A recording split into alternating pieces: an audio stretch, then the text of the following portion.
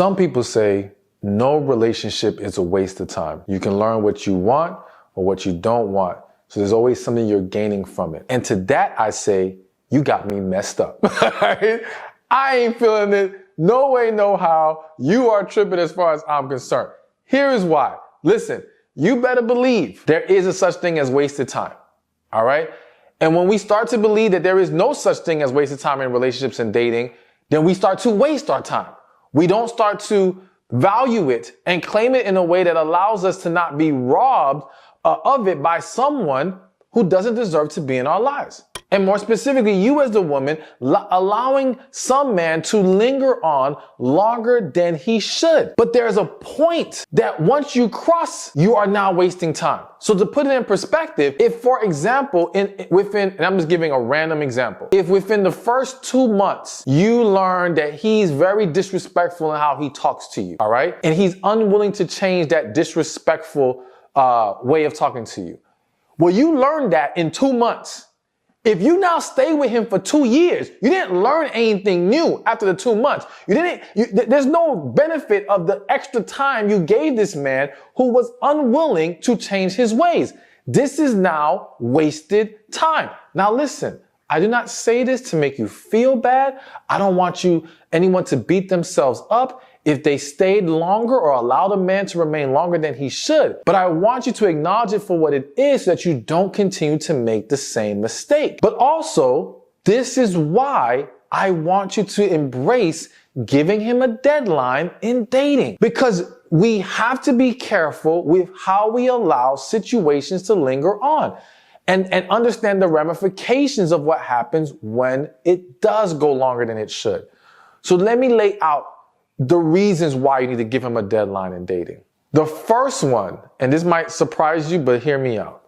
The first reason why you need to give him a deadline in dating is because men struggle to let go. Here's what I'm saying with this, all right? I think they say 70% of divorces now are initiated by women. I bring that point up because there are people out there, some men, who will use that stat to try to paint women in this horrible light. And I think you can't just take that number and come to a conclusion. You got to go deeper and understand what's going on.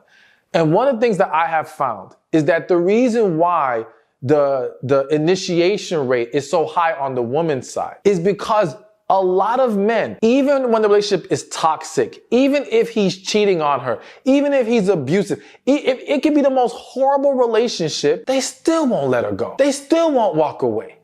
And so the reason why I'm bringing this point up in regards to giving him a deadline in dating is because if you're waiting for the man to do what is right, you may be waiting forever. And you've got to understand, and I gave a very more extreme or negative situation to paint the picture. But let's just say, for example, it's not toxic.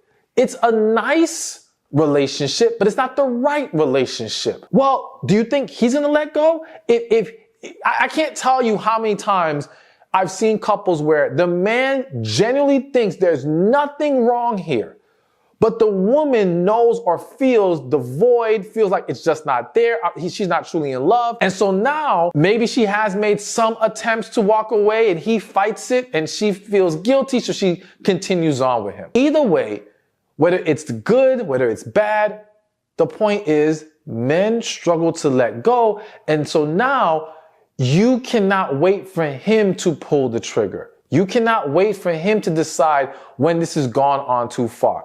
Not to mention, because men struggle to let go, or let's also add the fact that some men are just going to take advantage and use you, they don't see a reason to let go. They don't want to, because in a lot of situations, not all, but there are many situations where even when she is unhappy, she is giving the man what he desires. So he does not see a need to walk away. And so again, in dating you, he will drag this out, whether it's in the form of boyfriend, girlfriend, whether that's taking it as far as marrying you and you not declining because maybe you're happy just to get married, whatever it is.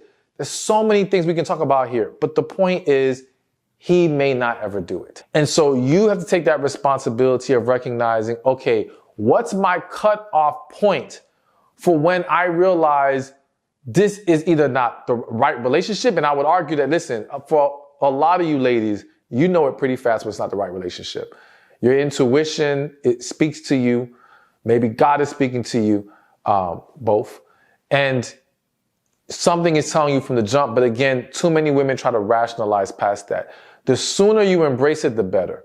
But regardless, even if we leave for the sake of maybe some of you don't feel like you hear from your intuition or don't hear God, okay, fine. You still need to identify where there's that breaking point before you actually break, all right? That you're going to say, okay, this has gone on long enough. Especially when it comes to just dating, when we're not even taking it to that next level of commitment. But I feel the need to say this right now. Him being willing to commit to you in an official relationship or him even marrying you does not wash away all the wrongs in the relationship.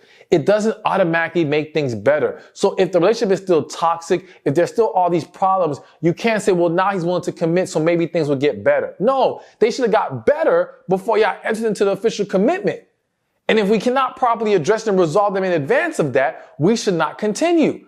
And if he's unwilling to do that work in advance, then he needs to go.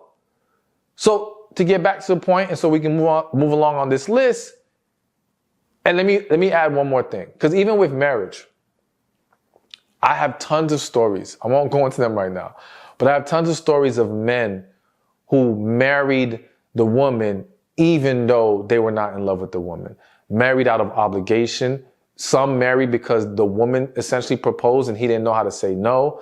Like I had one guy flat out tell me I only got married because I was too afraid to say no. You know, and in that scenario, she didn't officially propose to him, but she kind of put it out there like, listen, we got to get married or this can't continue. And he didn't know how to, again, let go.